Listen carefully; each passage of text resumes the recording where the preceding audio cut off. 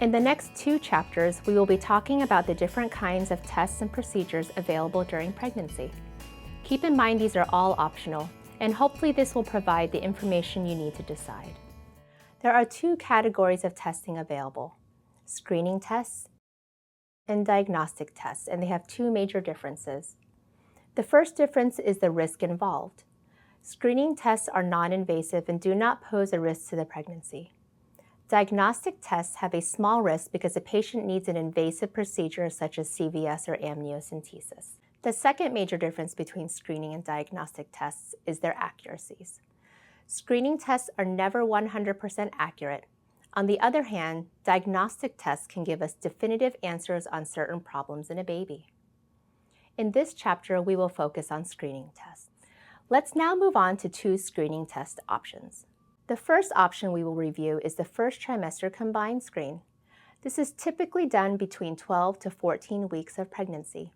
It involves a nuchal translucency ultrasound and a blood draw. In the blood, we are looking at proteins made by the placenta. The ultrasound and blood work together can provide an odds or probability on if the baby may have trisomy 18 or Down syndrome. Studies have shown that when the first trimester combined screen flags a patient as high risk for Down syndrome or trisomy 18, there could be other rare genetic problems present. An invasive test would be necessary to find this out. Some patients ask me, how good is this test at finding Down syndrome if it's there?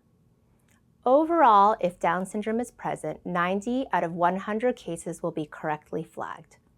However, the other 10 cases would be missed. Also, about 5% of women who have the first trimester combined screen will get a false alarm. The second non-invasive blood test option is called Cell-Free Fetal DNA Testing, or CFFD. This is a blood draw done after 10 weeks of pregnancy. In the blood, we are looking at pieces of genetic material from the placenta that have crossed the mother's blood. The genetic material of the placenta is the same as the genetic material of the baby most of the time. CFFD uses a mother's blood to get an idea of the baby's genetic makeup. Chromosome conditions checked by CFFD include Down syndrome, trisomy 18, and trisomy 13. Overall, for Down syndrome, 99 out of 100 cases will be correctly flagged and 1 would be missed.